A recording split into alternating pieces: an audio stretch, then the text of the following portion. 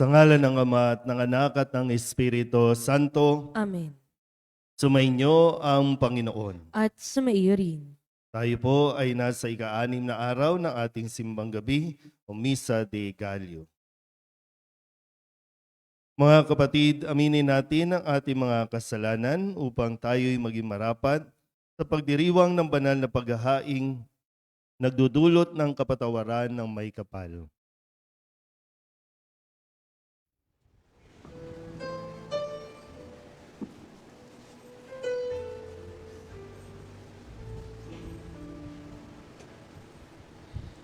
Ikaw na nag-aalis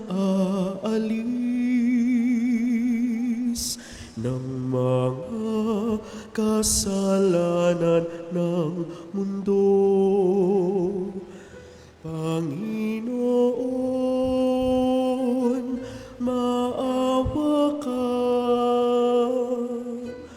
sa amin.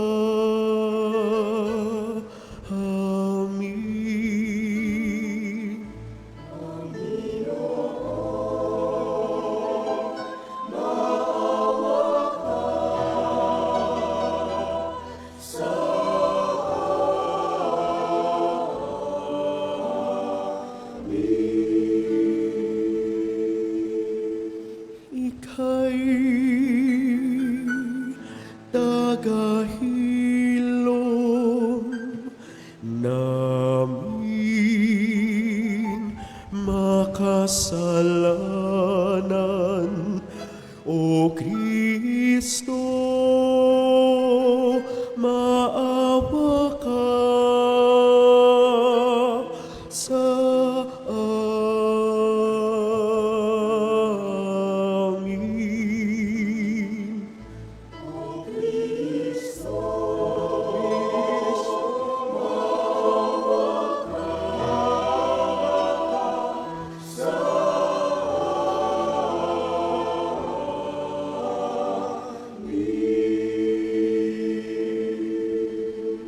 Ika'y tagapamagitan ng Diyos at ng bayan, Panginoon,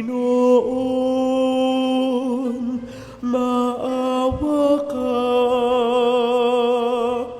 sa amin.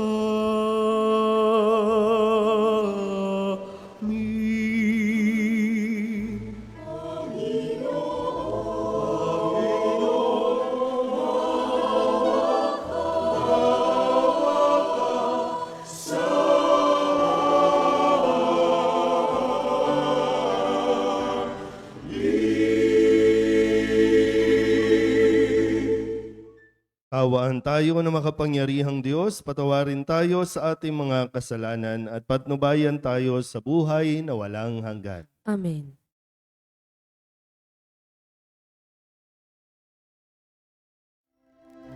Luwalhati sa Diyos sa kaitaasan, kaloob sa lupa ay kapayapaan.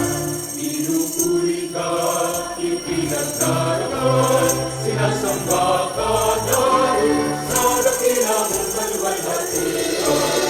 Panginoon namin Diyos na ilang langit, amang makapangyarihan, Panginoon Yesu Kristo, ang anak ng Diyos na naroon mo.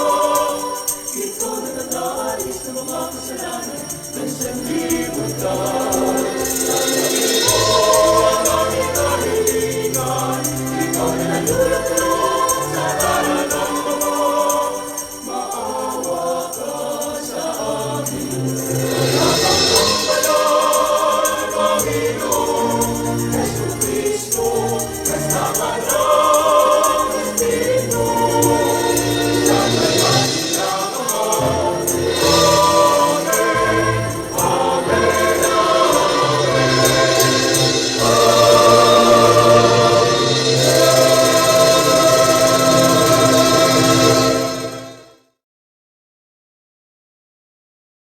Manalangin tayo.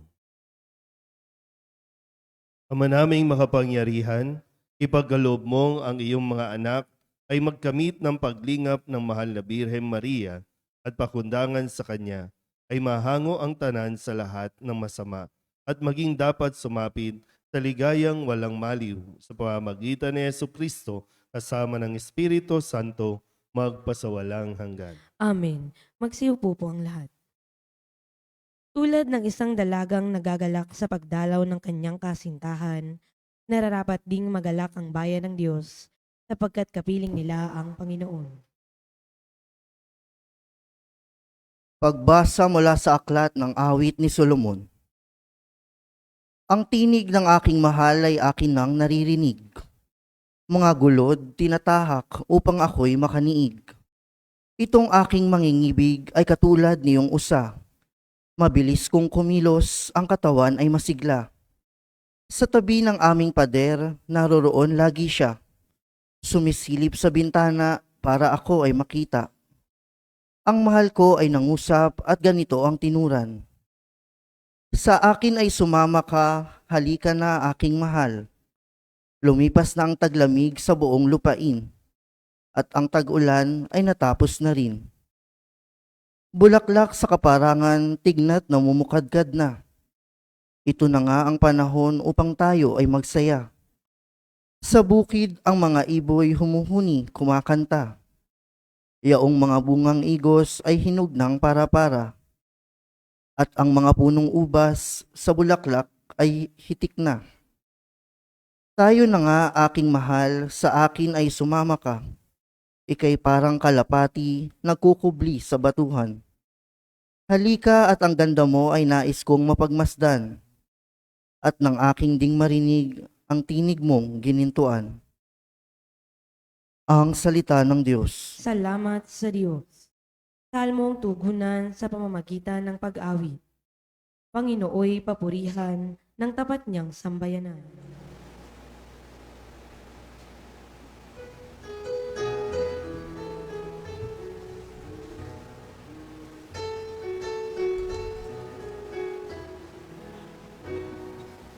Panginooy papurihan ng tapat niyang sambayanan. Panginooy papurihan ng tapat niyang sambayanan. Ang Panginoong Diyos ay pasalamatan, tugtugin ng alpat,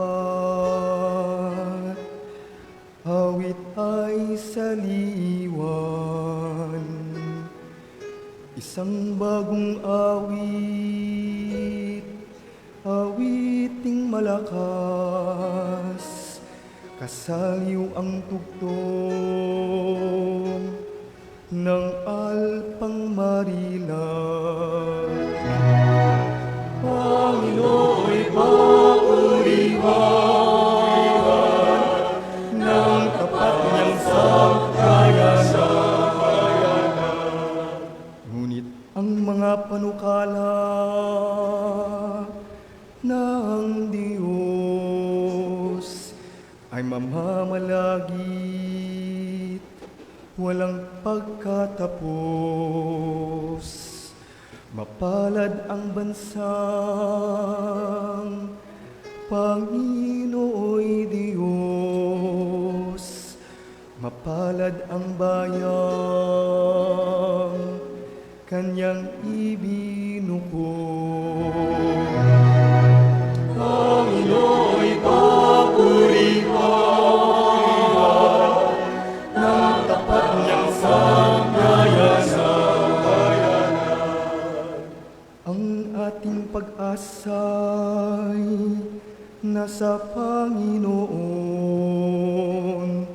Siya ang sanggalang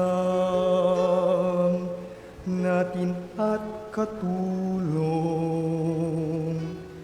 Dahilan sa Kanya kami natutuwa, sa Kanyang ngalan ay nagtitiwala.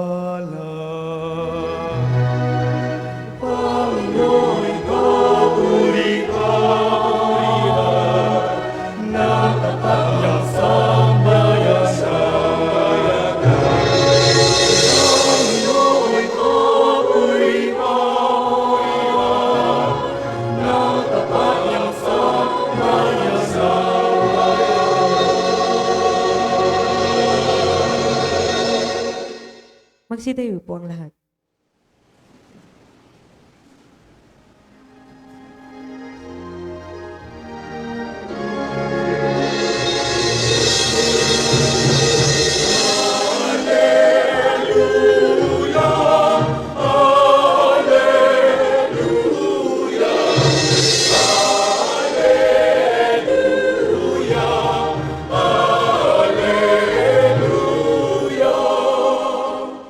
Emmanuel na hari namin, halina't kami sa ibig, at pulos mo'y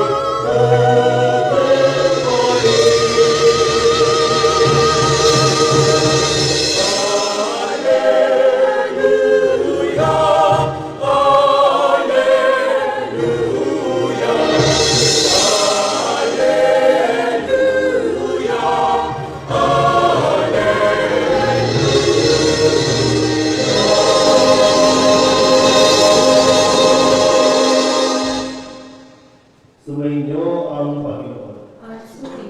Ang mabuting balita ng Panginoon ayon kay San Lucas.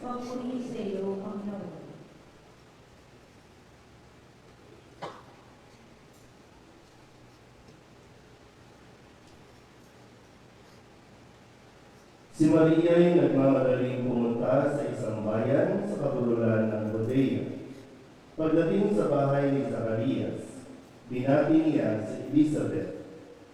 Nang marinig ni Elizabeth ang bati ni Maria, naggagalaw ang sanggol sa kanyang tiyan. Napuspos ng Espiritu Santo si Elizabeth at buong galak niyang sinabi, "Bukod kang pinagpala sa babaeng lahat at pinagpala naman ang iyong dinadalang anak. Sino ako upang galawin ng ina ng aking Panginoon? Sapagkat pagkarinig ko ng iyong bati, ay naggagalaw sa tuwa ang sanggol sa aking tiyan. Mapalad ka sapagkat nanalig kang matutupad ang ipinasabi sa iyo ng Panginoon." Ang mabuting balita ng Panginoon. Pinupuri ka namin, Panginoong Heso Kristo. Isang mapagpalang umaga po sa inyong lahat.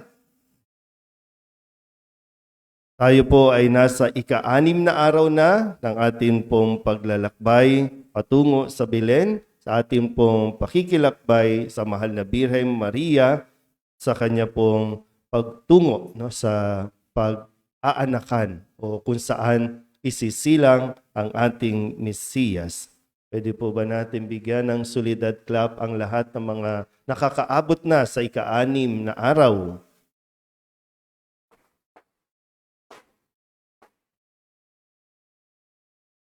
Kapit lang, no? Kasi kung kailan patapos na, doon madalas maraming sumusuko.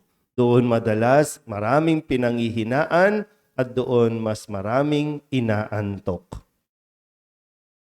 Puyat na, no? Pero sana po hindi tayo napupuyat at sana din ay ating pinaghahandaan itong ating pong misa nang sa ganon ay talagang tumimo sa ating isipan, no? Sa ating puso't isipan ang mga mensahe na dapat nating naririnig at natututunan. Kahapon, paano po tayo nagtapos sa kwento natin kahapon? Paano tayo nagtapos sa kwento kahapon? Ano ba yung kwento kahapon? Tungkol saan? Kailangan kong bang bumaba? Baka naman mayroong mag-volunteer. Tungkol saan? Ha? Sa? Ano daw? Yung kwento ng Ebanghelyo kahapon. Paglilihin ni Maria. Okay, yung annunciation, no? Kung magro-rosaryo kayo, yung annunciation, pagbisita ng anghel kay Maria upang ipahayag ang mabuting balita, yung good news. Sabihin nyo nga sa katabi niyo, may mabuting balita sa iyo.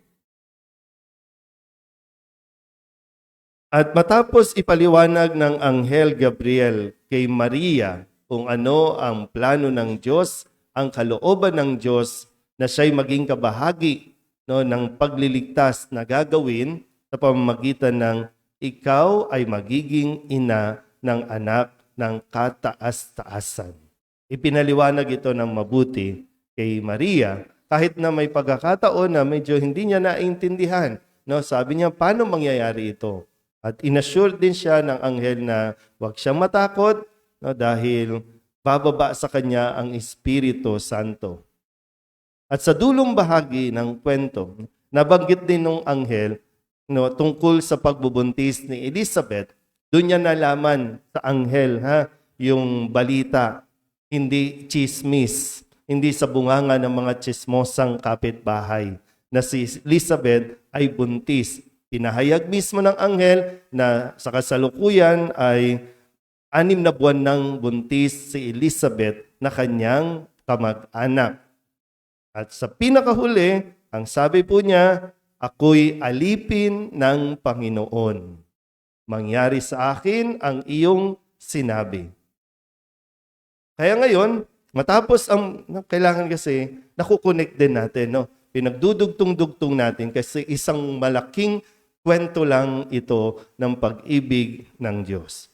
So ngayon, napapatuloy na nung iniwan na siya ng anghel, agad-agad naman siyang pumunta kay Elizabeth para tulungan si Elizabeth sa kanyang pagbubuntis o nalalapit na panganganak. Kahit na alam niyang medyo magiging delikado ito para sa kanya, kasi that time, para bang sinabi na, buntis ka na, Maria. Nung tanggapin niya, no? Bababa sa iyong Espiritu Santo at sinabi niya, yes, mangyari sa akin. So nasa tiyan niya na, nasa pagkatao niya na ang salita na nagkatawang tao. Pero nung ginawa, pumunta kay Elizabeth at doon pinaglingkuran niya si Elizabeth. Pagpunta pa lang niya, no, puspos ng Espiritu si Maria, puspos ng kagalakan, kaya marinig pa lang yung boses ni Maria, natuwa na siya at yung sanggol sa kanyang tiyan ay natuwa din. Panahon ito ng pagsasaya. Panahon ito upang tayo ay maging masaya. Sabihin nyo nga sa katabi ninyo, maging masaya ka na. Kung hindi mo pipiliin maging masaya, kung ayaw mong maging masaya, ipagdarasal ko, kunin ka na ni Lord. Anong saysay na nabubuhay ka pa kung ayaw mo rin namang maging masaya? Ano to? Adik ka? Adik ka sa kalungkutan? Di ba minsan may mga taong, ba't ayaw mo maging masaya? Sige, sagutin nyo. Bakit ayaw mo maging masaya? Tapos idadamay mo pa yung iba sa kalungkutan mo. Yung mga nangyaring nakalipas, nangyari na yan. Tapos na yun. Umiyak ka na noon, tigilan mo na ang pag-iyak ngayon. Hindi mo na mababalik yon. Pero buhay ka pa at marami ka pang pwedeng gawin. Kaya tingnan niyo po, no? Paano nga ba maging masaya? Kung titingnan natin itong halimbawa ni Maria, si Maria ay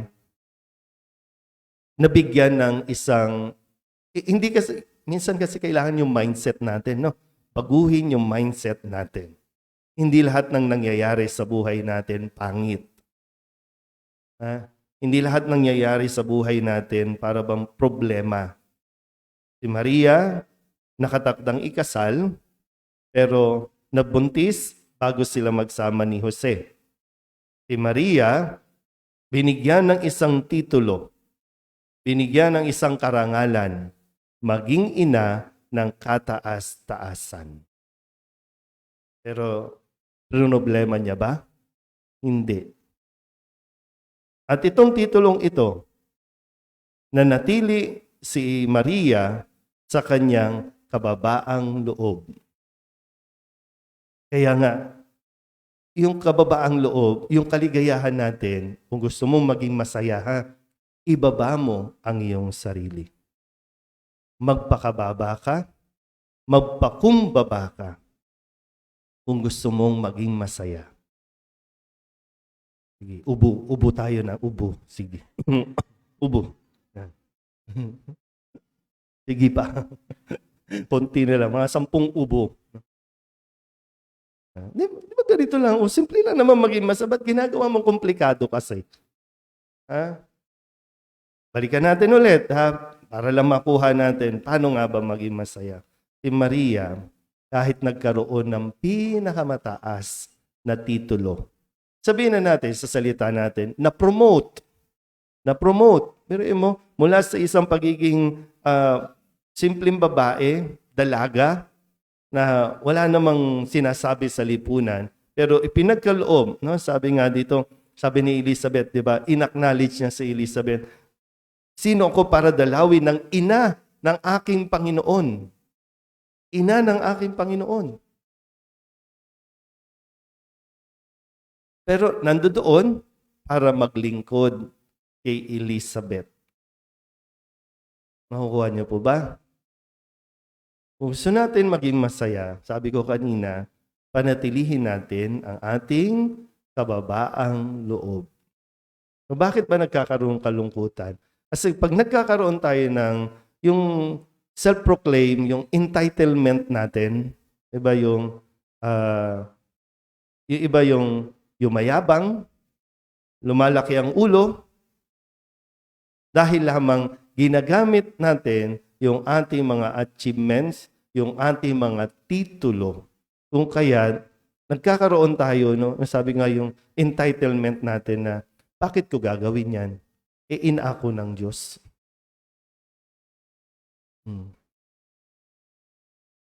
Nakagraduate ka lang, ngayon, ayaw mong maghugas ng plato? Nakagraduate ka lang? Nakapag-aral ka lang?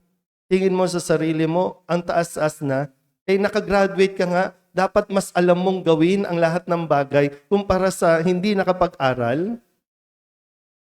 Nagkatrabaho ka lang. Diba? Nagkatrabaho ka lang, ang taas na ng tingin mo sa iyong sarili para maliitin yung iba.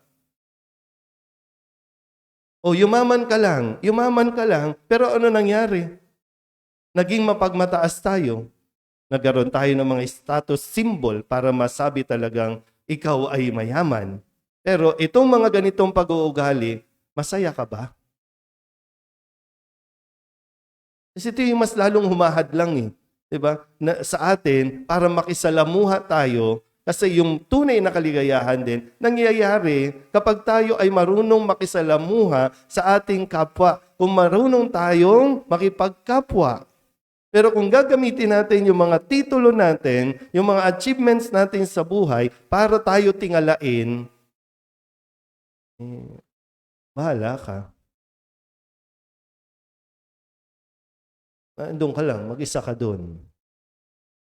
May mga na-encounter na ba kayo ng gano'n, yung gagamitin yung kanilang pangalan para makapaglingkod o para hindi gawin yung paglilinis? Kaya di ba minsan yung pag dumarating ka pa lang, hindi nagiging masaya yung mga tao. Naku, ayan na naman siya, ang yabang-yabang talaga niyan. Naku, layo tayo. Naku, baka kung ano na naman gawin niya sa atin, uutusan na naman tayo niyan. Layo tayo. Imbis na, yes, andyan na siya, dali, halika, puntahan natin. Kung ganito rin nangyayari, gumising tayo sa katotohanan.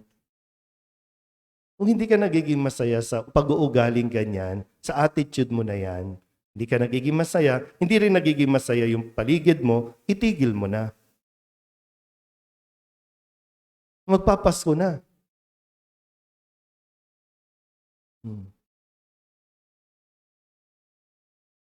Uy. Unti-unti, mabagsak na. So, diba, yung ganitong, kahit na may titulo na si Maria, sa puntong ito, no? Sa atin nga, ang tawag nga natin sa kanya, Ina at Reyna. No? Ang Birhen ng Soledad, Ina at Reyna. Pero yung laging paalala sa atin, no?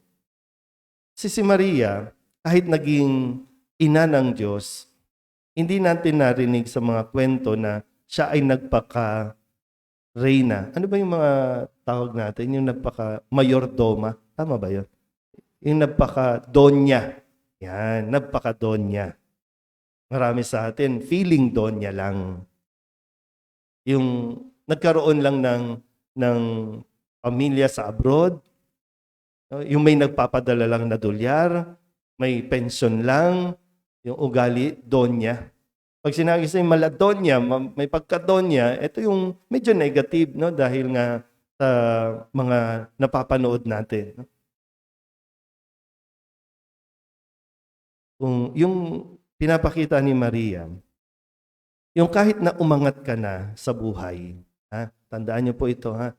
Kahit umangat ka na sa buhay, ibaba mo pa rin ang lifestyle mo. Yung pag kumita ka na ng malaki, ha? Pag kumita ka ng malaki, huwag mong itaas yung lifestyle mo pa. Ibaba mo pa yung lifestyle mo.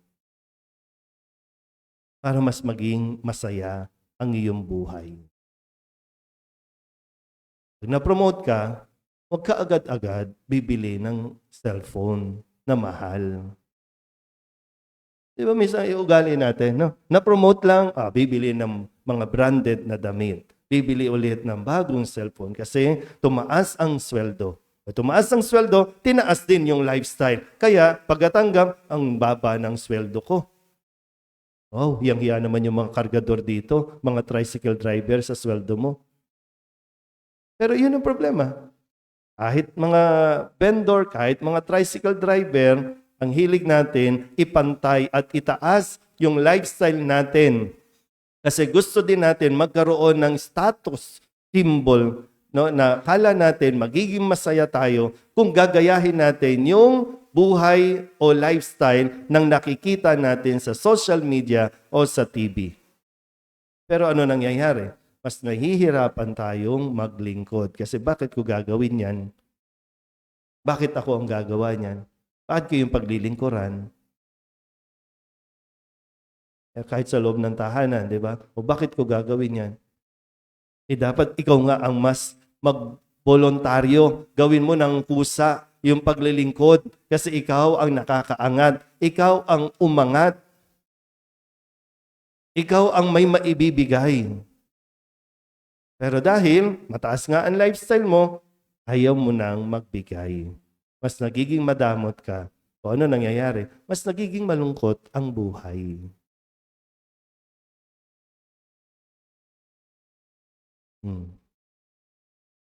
Ano? Sana po, no? Sa ika-6 na araw, ito yung ipinapakita sa atin ni Maria. Kahit ina na ng Diyos, naglingkod kay Elizabeth, tinulungan si Elizabeth, ina ng Diyos na ito. Ikaw, anong titulo mo sa buhay? Ano yung ipinagmamalaki mong titulo? Nagagamit mo ba yan para sa mas malalim na paglilingkod? O ginagamit mo lang yan para magmaganda ka? Hindi ka maganda. Ha? Tandaan mo yan. Ha? Yung ugali po, no? Yung ugali natin, tingnan natin na mabuti, suriin natin na mabuti. At habang umaangat tayo sa buhay, habang iniaangat tayo ng Diyos, nawa manatili tayong mapagpakumbaba. Amen? Magsitayo po ang lahat. Manalangin tayo sa ating Ama upang matularan natin ang kanyang anak, siyang ating hari at daan tungo sa kaganapan ng buhay. Sa bawat panalangin ang ating itutugon, halina't iligtas mo kami, Ama naming Diyos. Halina't iligtas mo kami, Ama naming Diyos.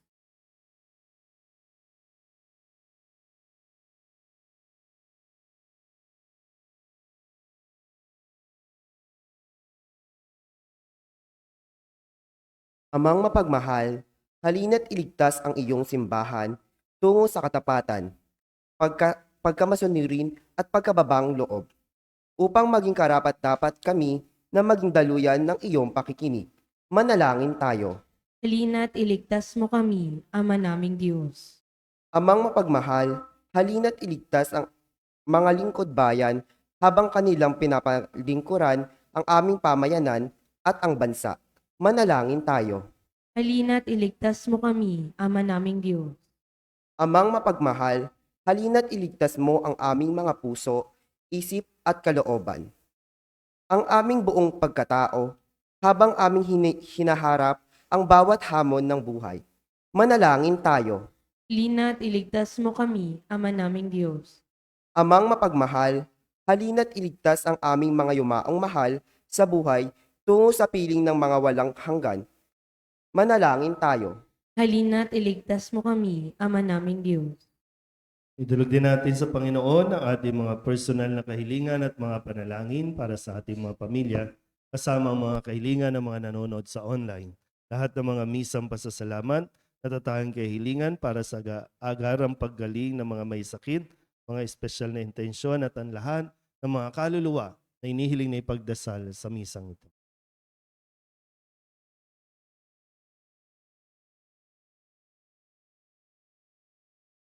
Ang lahat ng ito inihiling namin sa ngalan ni Kristong aming Panginoon. Amen. Magsiupo po ang lahat.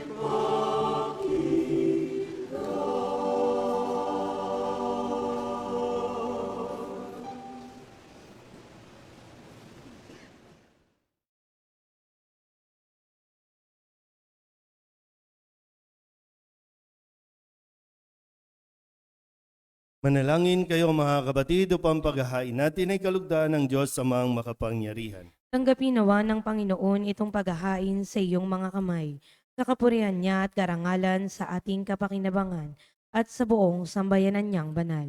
Ama naming lumikha, kalugdan mo ang mga alay ng iyong sambayanan. Ang ipinagmamagandang loob mong ibigay sa amin upang maihain ay siya nawang gumanap sa iyong ginagawa upang kami tubusin sa pamamagitan ni Jesucristo kasama ng Espiritu Santo magpasawalang hanggan. Amen. Sumainyo ang Panginoon. At sumaiyo rin. Itaas sa Diyos ang inyong puso at diwa. Itinaas na namin sa Panginoon. Pasalamatan natin ang Panginoong ating Diyos. Marapat na siya ay pasalamatan. Ama naming makapangyarihan, tunay nga marapat na ikaw ay aming pasalamatan sa pamamagitan ni Jesucristo na aming Panginoon. Ang pagsusugo mo sa Kanya ay ipinahayag ng lahat ng mga propeta. Ang pagsilang niya ay pinananabikan ng mahal na Birheng Kanyang inang tunay sa kapangyarihan ng Espiritong Banal. Ang pagdating niya ay inilahad ni San Juan Bautista sa kanyang pagbibinyag. Ngayong pinaghahandaan namin na maligayang araw ng kanyang pagsilang, kami nananabik at nananalangin lubos na makaharap sa kanyang kadakilaan. Kaya kaysa ng mga anghel nagsisiawin ng papuri sa iyo na walang humpay sa kalangitan, kami nagbubunyi sa iyong kadakilaan.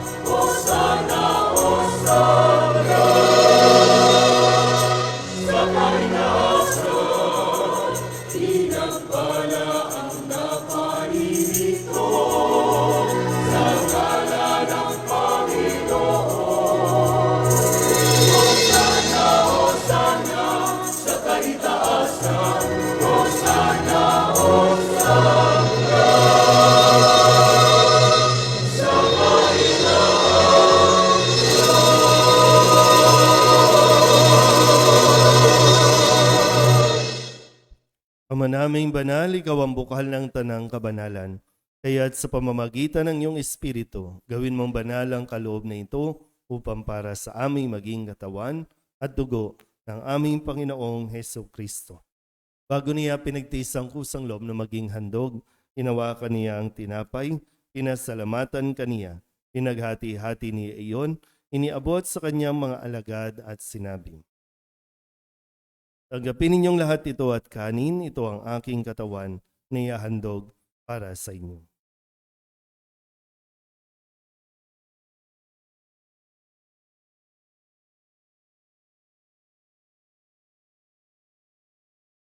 Gayun din naman, nung matapos ang hapunan, inawakan niya ang kalis, muli kaniyang pinasalamatan. Iniabot niya ang kalis sa kanyang mga alagad at sinabi, "Tanggapin ninyong lahat ito at inumin. Ito ang kalis ng aking dugo, ng bago at walang hanggang tipan. Ang aking dugo na ibubuhos para sa inyo at para sa lahat, sa ikapagpapatawad ng mga kasalanan. Gawin ninyo ito sa pag-alaala sa akin."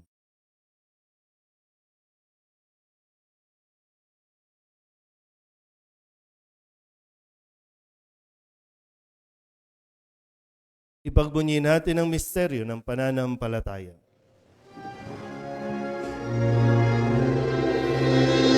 Sa krus mo at pagkabuhay, kami natubos mong tunay. O Jesus na aming mahal, iligtas mo kami tanan. O Jesus na aming mahal, ngayon ang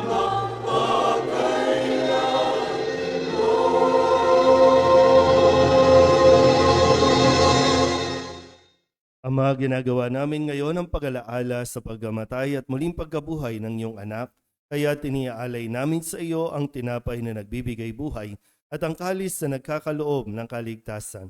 Kami napapasalamat dahil kami iyong minarapat na tumayo sa harap mo para maglingkod sa iyo. Isinasamo namin kami magsasalo-salo sa katawan at dugo ni Kristo ay mabuklod sa pagkakaisa sa pamamagitan ng Espiritu Santo. Ama, lingapin mo ang iyong simbahang laganap sa buong daigdig. Puspusin mo kami sa pag-ibig kay San Francisco na aming Papa at ni Jose na aming Obispo at ng Tanang Kaparian. Alalahanin mo rin ang mga kapatid naming nahimlay na may pag-asang sila'y muling mabubuhay, gayon din ang lahat ng mga pumanaw. Awaan mo sila at patuloyin sa iyong kaliwanagan. Awaan mo at paginapating kaming lahat na makasalo sa iyong buhay na walang wakas. Kaysa na mahal na Birhen Maria na ina ng Diyos, ng kabiyak ng puso niyang sa San Jose. Kaysa ng mga apostol at ng lahat ng mga banal na namuhay dito sa daigdig ng kalugod-lugod sa iyo. May pagdiwang nawa namin ang papupuri sa kararangal mo sa pamamagitan ng iyong anak na aming Panginoong Hesus Kristo. Sa pamamagitan ni Kristo, kasama niya at sa Kanya, ang lahat ng parangal at papuri ay sa iyo, Diyos Ama, makapangyarihan, kasama ng Espiritu Santo, magpasawalang hanggan.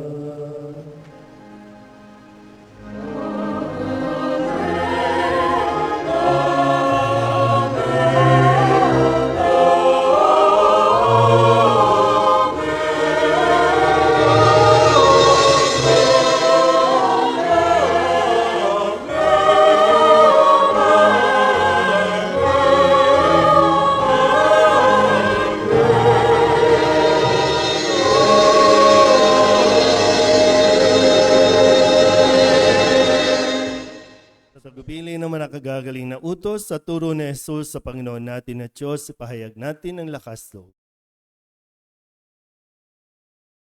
Ama namin, Sumasalangit ka, sambahin ang ngalan mo, mapasa amin ang kaharian mo, sundin ang loob mo dito sa lupa para nan sa langit.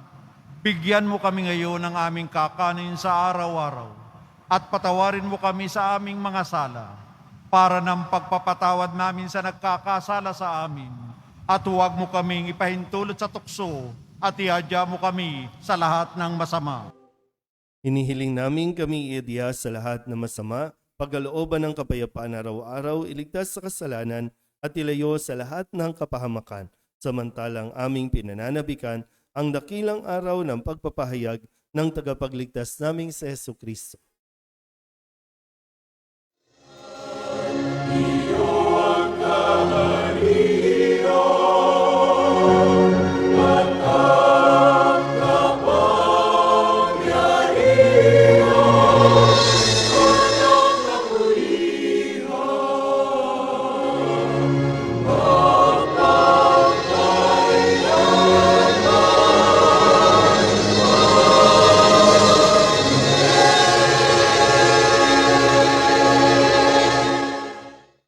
Panginoong Hesus Kristo, sinabi mo sa iyong mga apostol, kapayapaan ang iniiwan ko sa inyo, aking kapayapaan ang binibigay ko sa inyo. Tunghayan mo ang aming pananampalataya at huwag ang aming mga pagkakasala. Pagkalooban mo kami ng kapayapaan at pagkakaisa ayon sa iyong kalooban, kasama ng Espiritu Santo, magpasawalang hanggan. Amen. Ang kapayapaan ng Panginoon ay laging sumainyo. At sumayo rin. Mabigayan po tayo ng kapayapaan sa isa't isa.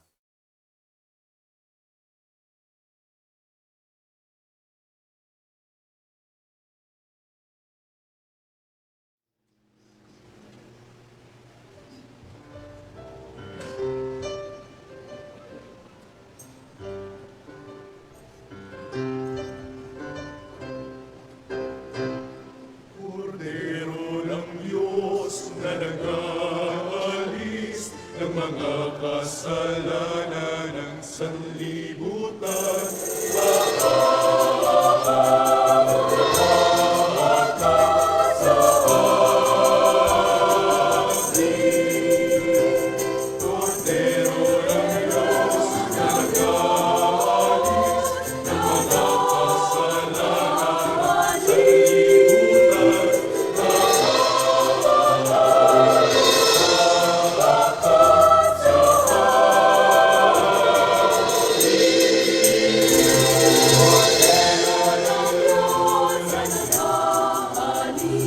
sa mga kasalanan at sanlibutan, ipagkaloob ka,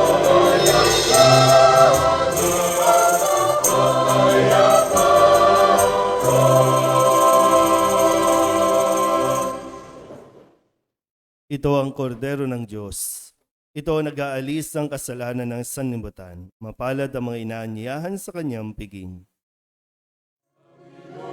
hindi ako karapat-dapat na magpatuloy sa iyo. Ngunit sa isang salita mo lamang ay gagaling na ako. Katawan ng Kristo. Amen.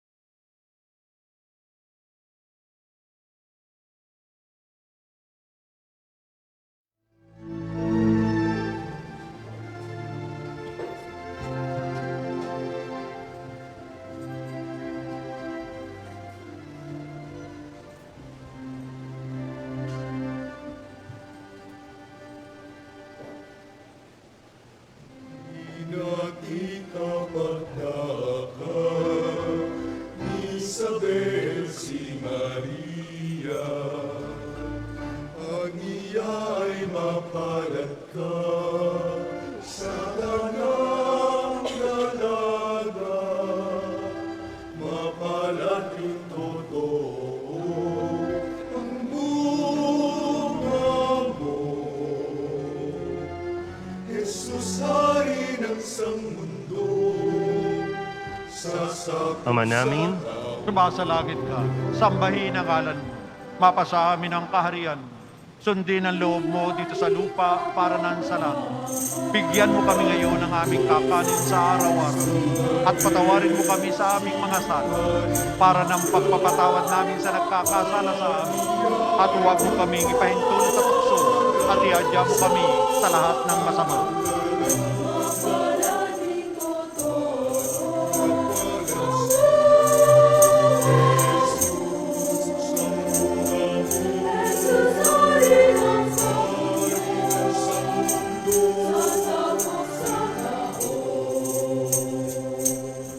Si Maria'y nagsabi, ako'y abang nag-ibig, ngunit sa iyong pinili ng Diyos na po natin.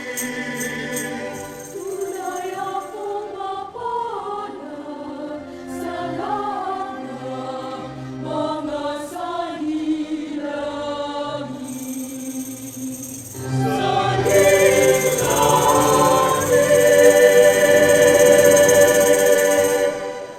Puso ko'y napupuno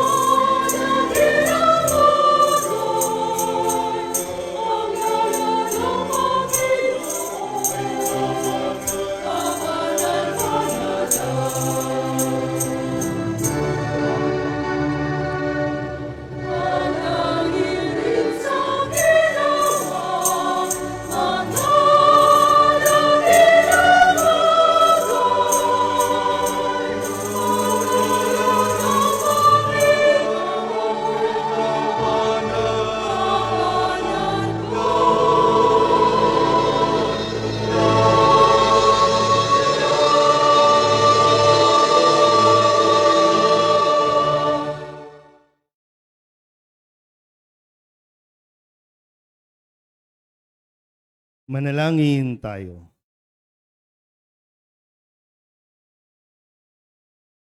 Ama naming mapagmahal, kami mga tumanggap sa banal na pakikinabang, ngayong ginugunita ang mahal na Birheng Ina ng Diyos, ay maging dapat nawang magkamit ng iyong kaloob na pagtubos sa pamamagitan ni Jesucristo kasama ng Espiritu Santo magpasawalang hanggan. Amen. Maupo muna po sandali. Dun sa labas po, kung medyo may nahimatay, bigyan nyo lang po ng space o yung hangin para hindi po ma-suffocate po. Kailangan po medyo lawagan. Huwag nyo pong dumugin. Bilang paghahanda sa ating kapistahan, tayo po ay magkakaroon ng second collection.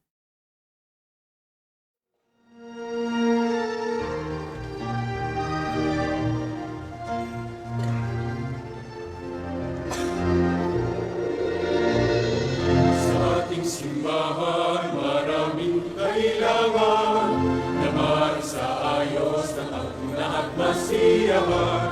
Maging angkop na dambana ng Diyos at ng banal. Halina't magbigay ng ayon sa kalooban ng Panginoon. Unang Diyos ang kailangan sa pagtanggol ang ating simbahan.